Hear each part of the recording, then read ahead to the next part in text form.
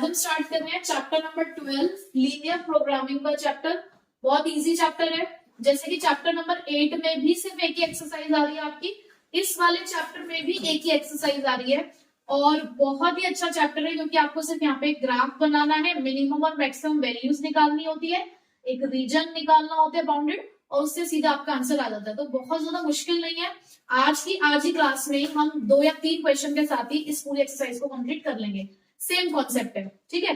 तो मैं आपको यहाँ पर सबसे पहले क्वेश्चन नंबर 3 करा रही हूँ। अब बेसिकली आपको करना क्या है, देखो उन्होंने क्वेश्चन में यहाँ पर लिखा है maximize z is equals to 5x plus 3y। ठीक, हमें इसकी मैक्सिमम वैल्यू निकालनी है। अब इसकी मैक्सिमम वैल्यू निकालने के लिए मेरे पास x और y की वैल्यू होनी चाहिए जो हम निकालेंगे ग्राफ की हेल्प से। अब इसका हमें सॉल्यूशन मिलेगा कहां से, इन इक्वेशन से। अब देखो आपको सॉल्यूशन करना कैसे है, आपको इन इक्वेशंस का इस्तेमाल करना है जो कि 3x plus 5y less than equal to 15 and 5x plus 2y less than equal to 10, x is greater than equal to 0, y is greater than equal to 0। देखो ये जो दो इक्वेशन होंगी ना, ये क्या बता रही है, क्या सिग्निफाई कर रही है कि आपका जो ग्राफ है वो सिर्फ पॉजिटिव एक्सिस में बनेगा। आपको नेगेटिव एक्सिस ना तो एक्स एक्सिस के लिए लेना है ना ही वाई एक्सिस के लिए लेना है। तो ये तो आपके लिए हर क्वेश्चन में है अजम्पशन कि पॉजिटिव एक्सिस में ही आपको ग्राफ बनाना है, ठीक है। तो अब देखो सबसे पहले हमें इन दो इक्वेशन का यूज करना है। Late 3x plus 5y equals to 15, हमें मान के चल लेते हैं कि ये दोनों इक्वल है, ठीक है। अब आपको निकालनी है x और y की वैल्यू ताकि हम इनको ग्राफ पे प्लॉट कर सके। बहुत इजी तरीके से मैं आपको बता रही हूँ कि इस क्वेश्चन को आप सॉल्व कर सकते हो। आपने यहाँ लिखना है x और y, यहाँ लिखना है x और y। इस इक्वेशन में अगर मैं x की जगह पर 0 रखूंगी तो y की वैल्यू क्या आएगी 3, यहाँ y को 0 रखोगे तो x की वैल्यू क्या आएगी 5। सिर्फ 0 0 रख के कर लेना, 1 2 रखने की जरूरत नहीं है। यहाँ पर x की जगह अगर आप 0 रखोगे तो y की वैल्यू क्या आएगी 5, y को अगर आप 0 रखोगे तो x की वैल्यू क्या आएगी 2। बहुत सिंपल, ठीक है। अब आप इसकी हेल्प से ग्राफ बना सकते हो। अब देखो क्या करोगे, सबसे पहले मैं आपको ग्राफ साथ साथ बनाते हुए दिखाती हूँ। आपको पॉइंट्स मिल गए हैं कि आपको क्या शो करने हैं।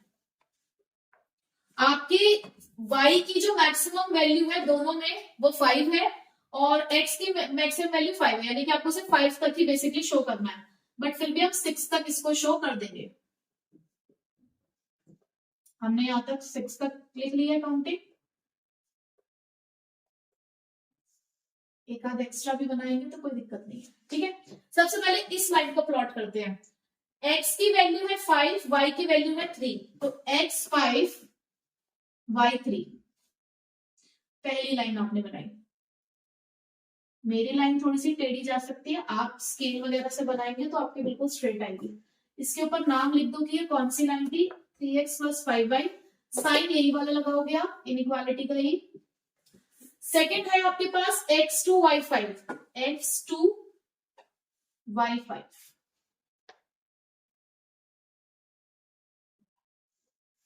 नाम लिख देते हैं 5x plus 2y less than equals to 10, ठीक है। अब हमें यहाँ पर एक बाउंडेड रीजन चाहिए, तो बाउंडेड रीजन के लिए आपको करना होता है शेड। तो देखो उसके लिए आपका नेक्स्ट स्टेप क्या है, आपको क्या करना है, आप करेंगे दोनों इक्वेशन है आपके पास 3x प्लस 5y, अब इनइक्वालिटी के साथ लिखना है 5x plus 2y less than equals to 10, put 0 0 for reason testing, यहाँ टेस्टिंग, ठीक है। अब रीजन टेस्टिंग के लिए आपने x और y की जगह पे 0 0 रखना है। यहां पर मैंने 0 रखा तो इक्वेशन क्या बनी कि 0 is less than equal to 15, 0 is less than, this is true और फॉल्स। क्या 0 15 से छोटा है, बिल्कुल छोटा है, सही बात है। तो यहां पर आप लिख दोगे ट्रू। अभी बताऊंगी इससे होगा क्या। ऐसे आप यहां पर भी लिखोगे तो 0 is less than equal to 10, तो this is also true. True का मतलब है कि जो आप शेड करोगे ना वो रीजन की ओरिजिन की तरफ करोगे, जो आपकी शेडिंग होगी, जो बाउंडेड रीजन बनेगा वो ओरिजिन की तरफ बनेगा। तो दोनों की स्टेटमेंट ट्रू आ रही है, मतलब दोनों की शेडिंग ओरिजिन की तरफ होगी, यानी कि इसकी शेड भी ओरिजिन की तरफ है और इसके भी। तो दोनों का कॉमन एरिया कौन सा दिख रहा है आपको, क्या ये कॉमन एरिया है। अगर ये कॉमन एरिया देखोगे तो इसकी शेडिंग यहां तो हो जाएगी लेकिन इसका रीजन तो ये जा रहा है, ये एक रीजन ऐसा दिख रहा है जो दोनों में कॉमन है, तो आप इसे शेड करोगे, this is your bounded reason. ठीक है, ये आपको रीजन मिल गया जिसे आपको शेड करना था। अब यहां पर आपको कोऑर्डिनेट्स ढूंढने हैं। एक तो 0 हो ही गया, इसको नाम दे दो ए, इसको नाम दिया आपने बी, और इसको नाम दिया आपने सी। अब आपने बनानी है एक टेबल।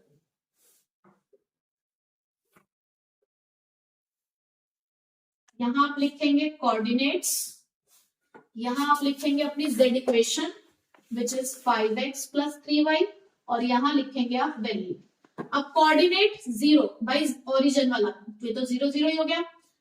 ए पॉइंट्स क्या है, जहां पर x 2 है और y क्या होगा इस पॉइंट पे 0। सिंपल। क्या आप मुझे b के कोऑर्डिनेट्स बता सकते हो कि b क्या है, जहां पर इन दोनों का इंटरसेक्शन पॉइंट है। अब इसको छोड़ देते हैं। c के क्या है पॉइंट्स, यहां पर y 3 है लेकिन x 0 है। मुझे b के अभी तक पॉइंट्स नहीं मिले हैं, तो b के पॉइंट्स कैसे मिलेंगे, इन दोनों इक्वेशन को सॉल्व करके, क्योंकि b पॉइंट है the intersecting point of these two lines. तो उसके लिए आपको सॉल्व करनी होंगी दोनों equation, which is 3x + 5y = 15 और 5x + 2y = 10। तो वही एलिमिनेशन मेथड आपका। तो मैं इसको 5 से मल्टीप्लाई कर देती हूँ और इसको 3 से, तो ये हो जाएगा 15x + 25y = 75, 15x + 6y = 30।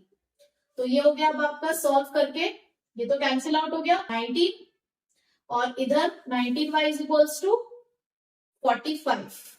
तो y की वैल्यू आ गई आपकी 45/19। अगर फ्रैक्शन में भी वैल्यू आ जाए तो कोई दिक्कत नहीं है, आने देना उसे। तो आप इसको इसमें पुट करोगे तो आपके x की वैल्यू आएगी 20/19।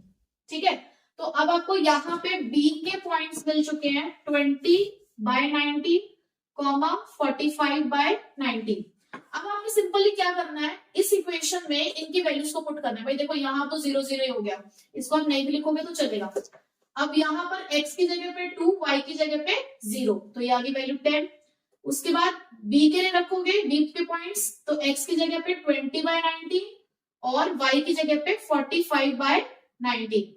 उसके बाद c वाले पॉइंट्स रखोगे, तो x की जगह पर 0 और y की जगह पर 3, तो ये हो गया आपका 9। अब बेस मेन हमें इसको सॉल्व करना है, तो जब आप इसको सॉल्व करोगे ये आ जाएगा आपका 100/19, तो 100/19 और 135/19 इसको सॉल्व करके, तो ये हो गया आपका 235/19, 235/19। इसे आप सॉल्व करोगे फ्रैक्शन को, तो 12.36 आ रहा है आपका। तो हमें निकालनी थी मैक्सिमम वैल्यू, तो आपको दिख रहा है कि मैक्सिमम वैल्यू यही है हमारी।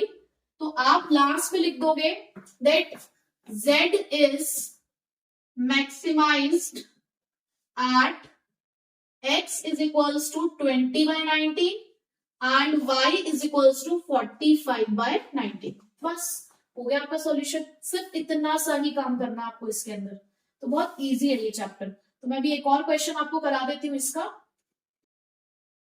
नेक्स्ट क्वेश्चन है हमारे पास, minimise and maximise z = 5x + 10y। अब मैं मिनिमम वैल्यू भी निकालनी है और मैक्सिमम वैल्यू भी निकालनी है। देखो इक्वेशंस भी बढ़ गई हैं, 3 इक्वेशंस है हमारे पास उसको सॉल्व करने के लिए। तो स्टेप्स लेकिन सेम ही है। हमें सबसे पहले इन तीनों इक्वेशन के पॉइंट्स निकालने हैं ताकि हम प्लॉट कर सकें। सबसे पहले हमारे पास x + 2y = 120, ये वाली इक्वेशन है, इसके पॉइंट्स निकाल लेते हैं x और y। अगर मैं यहाँ पे x को 0 रखूंगी तो y की वैल्यू क्या आएगी 60। इसी तरीके से अगर मैं y को 0 रखूंगी तो x की वैल्यू क्या आएगी 120।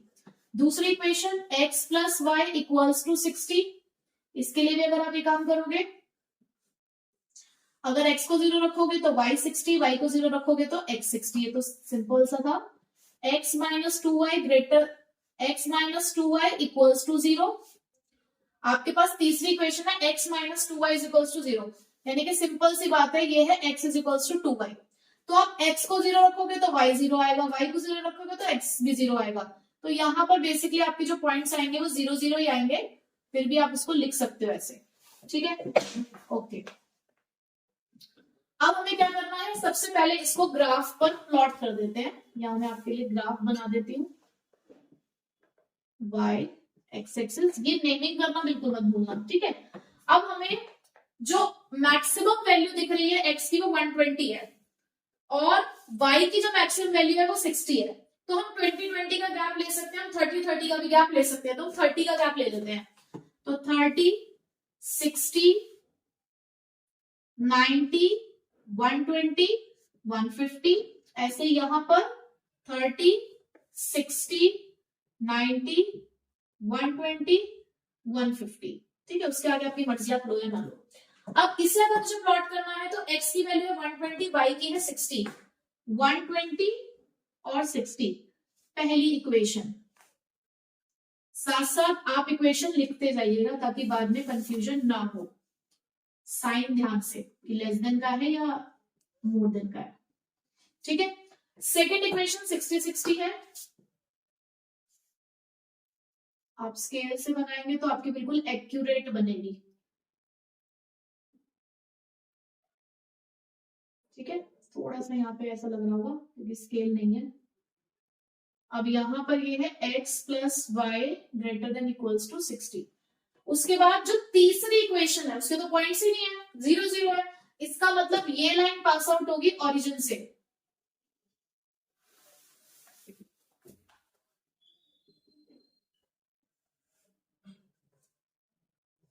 ठीक है। अब हमें भाई रीजन टेस्टिंग करनी है, तो रीजन टेस्टिंग के लिए आप क्या करते हो, रीजन टेस्टिंग के लिए वही तीनों इक्वेशन में हमें 0-0 पुट करना है।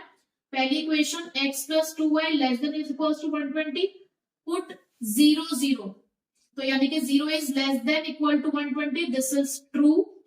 दूसरी equation x plus y greater than is equal to 60, put 0-0, तो 0 इज ग्रेटर देन 60, ये तो गलत बात हो गई, 0 60 से बड़ा तो नहीं है, ये फॉल्स हो गया। यहाँ पर x minus 2y greater than equals to 0, तो यहाँ पर भी आप 0-0 रखोगे, पुट 0-0, तो 0 is greater than equal to 0, ये तो ट्रू ही है, तो सब में ट्रू है, ठीक है। तो एक ट्रू है, एक फॉल्स, एक ट्रू, तो जो ट्रू वाले हैं वो आपने ओरिजिन की तरफ शेड करना है। तो पहली इक्वेशन आपकी यानी कि ये वाली, ये कहती है शेडिंग इस साइड होगी, अलग कलर, ये कहता है कि शेडिंग इस साइड होगी। अब उसके बाद आपके पास दूसरी सिचुएशन फॉल्स कहती है, फॉल्स मतलब जो ये वाली लाइन है ये कहती है कि फॉल्स सिचुएशन, तो away from the origin shading करनी है। अवे फ्रॉम का मतलब है ऊपर की तरफ शेडिंग जाएगी, ठीक है। और आपकी ये सिचुएशन भी ट्रू है तो ये ओरिजिन की तरफ जाएगा। अब ओरिजिन की तरफ जब जाएगा तो देखो इस साइड ही शेडिंग होगी इसकी भी, तो कॉमन रीजन जो मुझे दिख रहा है वो ये है हमारे लिए कॉमन रीजन, ये वाला पार्ट। अब ये वाला पार्ट है तो हम यहाँ पर भी अब अपने चूज कर लेते हैं कि हमारे पास कौन कौन से कोऑर्डिनेट है। आप इस कोऑर्डिनेट को नाम दे सकते हो A, इसको नाम दिया हमने B, ये हो गया हमारा C और ये है हमारे पास D। अब इनके पॉइंट्स लिखने हमें, तो पॉइंट्स लिखने से पहले हम टेबल बना लेते हैं। टेबल में सबसे पहले क्या लिखते हो आप, कोऑर्डिनेट्स, यहां लिखते हैं हम z is equals to 5x plus 10y और यहाँ पे लिखेंगे आप वैल्यू। भाई a के पॉइंट्स क्या होंगे, a तो x एक्सिस पे लाई कर रहा है पॉइंट, तो इसका मतलब ये है 120 और 0। हमारा जो b पॉइंट है वो भी x एक्सिस पे है, दैट मीन्स वो है 60 और 0। जो c और d पॉइंट है वो दो दो लाइन के इंटरसेक्टिंग पॉइंट है, तो उन्हें हमें सॉल्व करना है।